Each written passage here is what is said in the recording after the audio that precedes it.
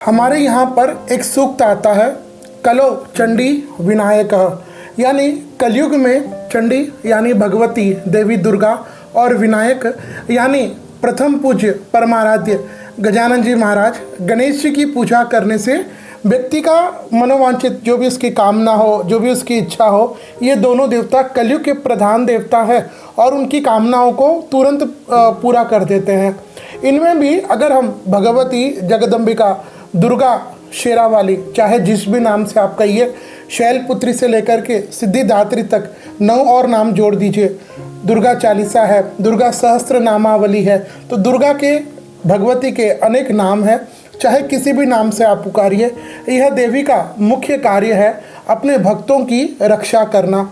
हमारे शास्त्रों में तो भगवती दुर्गा को आदिशक्ति कहा गया है। आदिशक्ति यानी यही आदिशक्ति पराम्बा महालक्ष्मी, महासरस्वती और महाकाली के रूप में प्रकट होकर के देवताओं के कार्यों को पूरा करती है और अपने भक्तों की जो भी इच्छा हो, कामना हो, उसको पूरा करती है। कहते हैं ना, जगदम्बिका माँ काली ने स्वयं दुर्गा सप्तशती अगर आपने पढ़ा है तो उसमें भगवती स्वयं कहती है, इत्थम यदा सदा बाधा दानवोत्था भविष्यति तदा तदावतीर्याहम करिष्यामि हरि संक्षयम।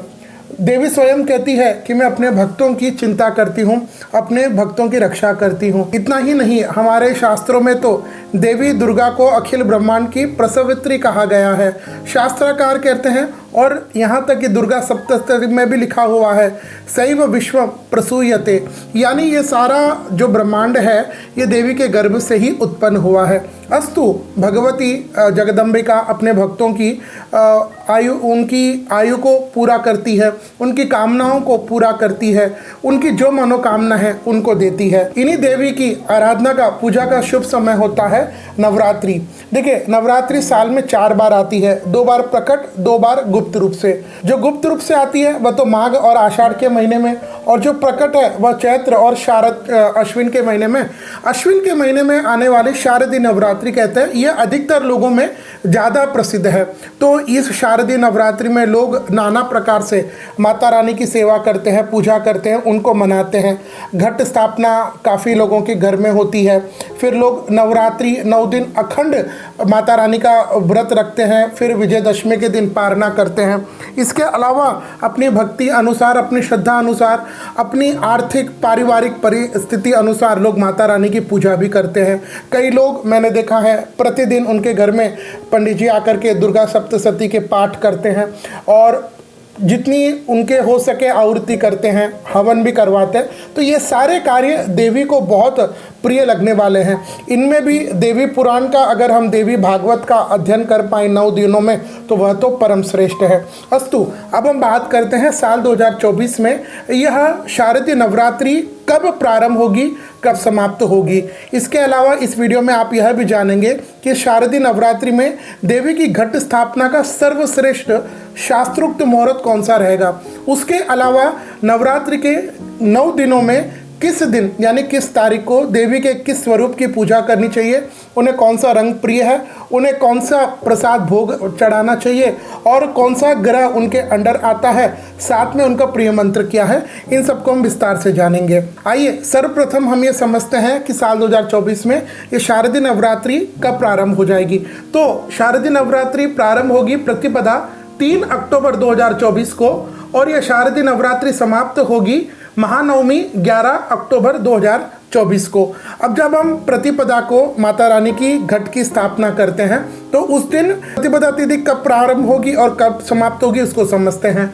तो प्रतिपदा तिथि प्रारंभ हो जाएगी 3 अक्टूबर 2024 को रात्रि के 12:18 और प्रतिपदा तिथि समाप्त होगी 4 अक्टूबर 2024 को रात्रि के 2:58। तो यह कंफर्म है कि साल 2024 में यह शारदीय नवरात्रि 3 अक्टूबर 2024 को प्रारंभ हो जाएंगे। जब यह नवरात्रि प्रारंभ होती है तो देवी की सवारी, देवी किस में आ रही है, किस में जा रही है, यह भी बहुत सारे संकेत देते हैं। तो साल 2024 में देवी जब आएगी तो उनके आगमन का जो सवारी रहेगी वह पालकी, और देवी दुर्गा का प्रस्थान करने का लिए जो रहेगा वह चरणायुध पर रहेगी। तो यह भी बहुत शुभ संकेत है। अब आइए हम समझ समझते हैं घट स्थापना के लिए सर्वोत्तम समय क्या रहेगा। घट स्थापना के लिए शास्त्र कहते हैं कि मुख्यतः द्विस्वभाव लगन और हस्त नक्षत्र युक्त जो प्रतिपदा प्रारंभ हो जाती है उसके पहले का ही हिस्सा ले लेना चाहिए, ऐसे शास्त्रकार कहते हैं।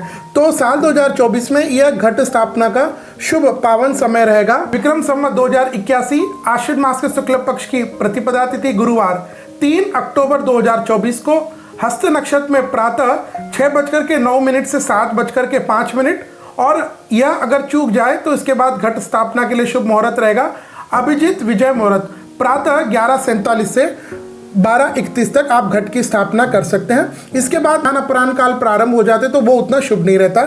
इसी समय में आपको घट की स्थापना करनी है।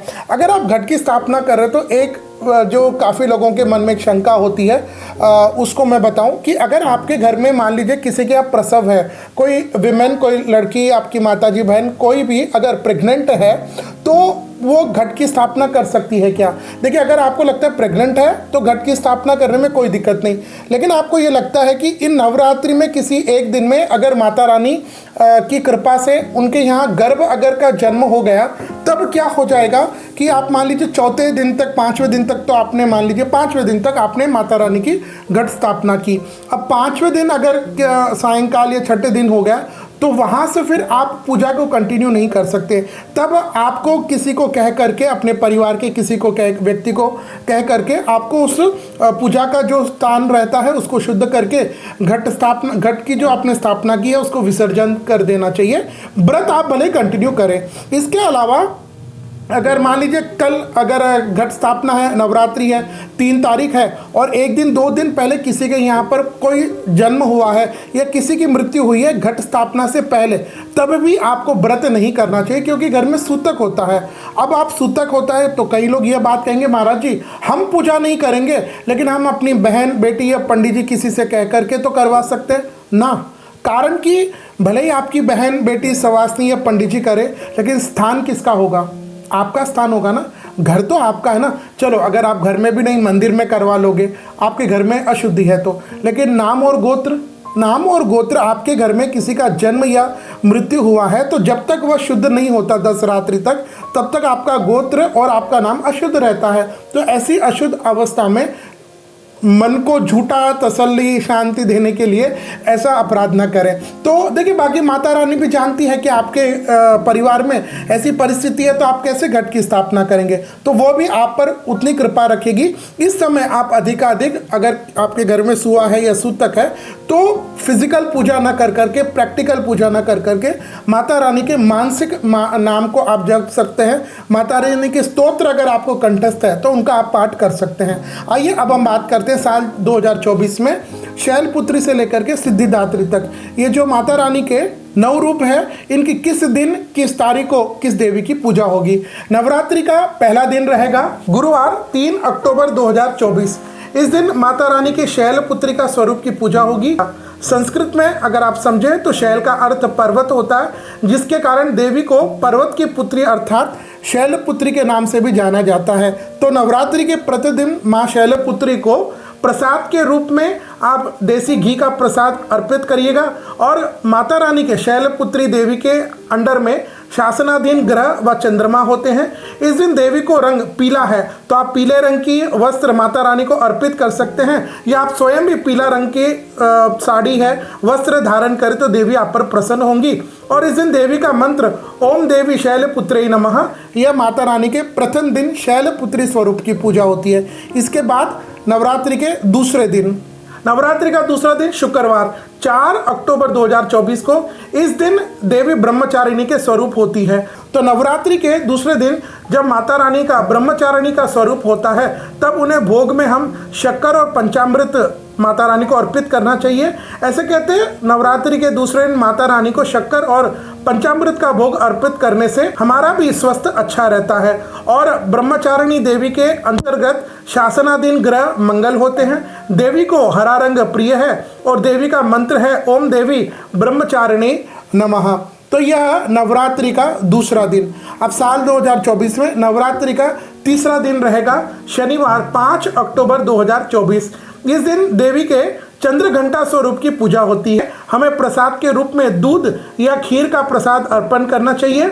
माँ चंद्र घंटा के शासनाधीन जो ग्रह आता है वह शुक्र है। देवी का रंग सलेटी है। देवी का मंत्र ओम देवी चंद्र घंटाए नमः। तो ये नवरात्रि का तीसरा दिन। अब साल 2024 में क्या हो रहा है, जैसे मैंने पूर्व में बताया कि इस बार हमें नवरात्रि में 9 की जगह 10 दिन, नवरात्रि में इस बार तिथि की वृद्धि हुई है। तो नवरात्रि में तिथि की वृद्धि होना यानी तिथि बढ़ना, इसको हम लोग बहुत शुभ मानते हैं। तो नवरात्रि के चौथे दिन जो रहेगा वह रविवार 6 अक्टूबर 2024 यह नवरात्रि का वृद्धि तिथि है।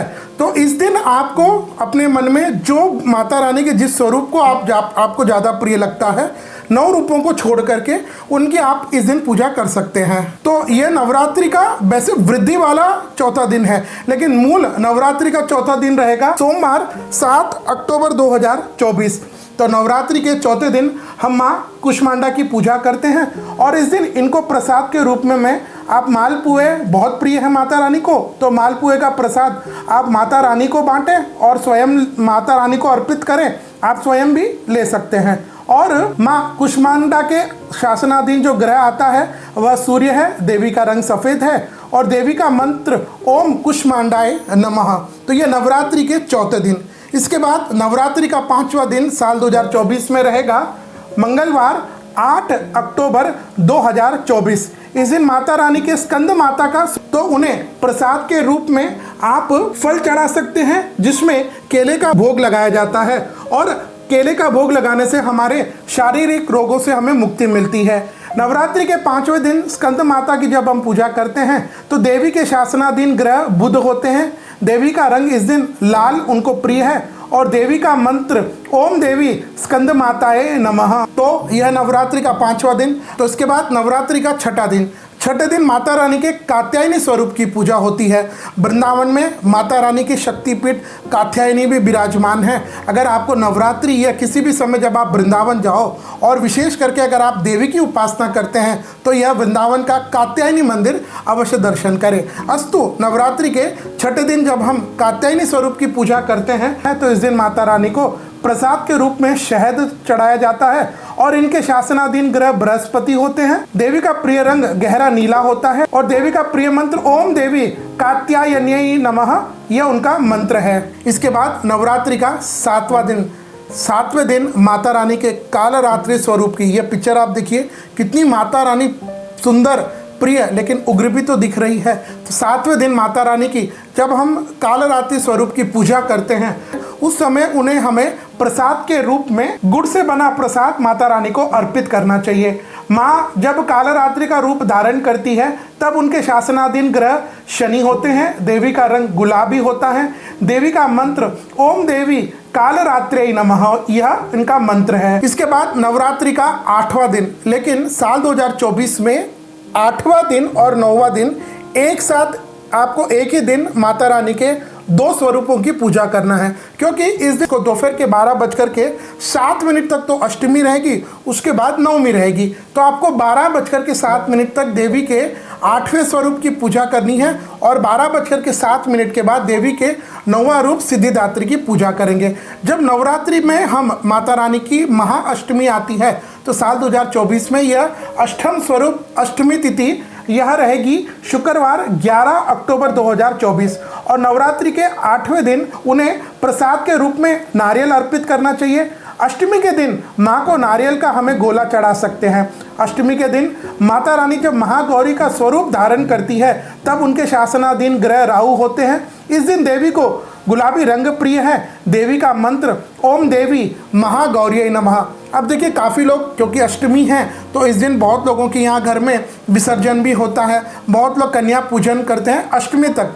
अब आप भले ही अष्टमी तक आपके घर में विसर्जन हो रहा है, लेकिन अगर आपने नवरात्रि का व्रत का संकल्प लिया है तो ये ध्यान रखिएगा कि नाम क्या है, नवरात्रि, तो आपको नवरात्रि तक पूरा व्रत रखना है, भले ही आपके घर में विसर्जन अष्टमी को हो जाए। तो अष्टमी को अगर आपके यहाँ माता का विसर्जन होता है, माता उठती है, तो इस दिन सुबह जो हवन करने का और कन्या पूजन का जो श्रेष्ठ समय रहेगा वह प्रातः 7:11 से सुबह 10:21 के बीच में आप कन्या पूजन और माता रानी का हवन और विसर्जन आदि कर सकते हैं। आप इसके बाद 12:07 के बाद से इसी दिन माता रानी के आपको 9वें रूप की पूजा करनी है। तो जो लोग नवमी की पूजा करते हैं, नवमी का विसर्जन करते हैं, वह दोपहर के 12:07 के बाद उनको अपने नवमी के माता रानी के सिद्धिदात्री स्वरूप की पूजा करके फिर अपने घर में विसर्जन करना चाहिए। तो नवरात्रि के 9वें दिन माता रानी का जो सिद्धिदात्री रूप होता है, तो उस दिन उनके लिए हमें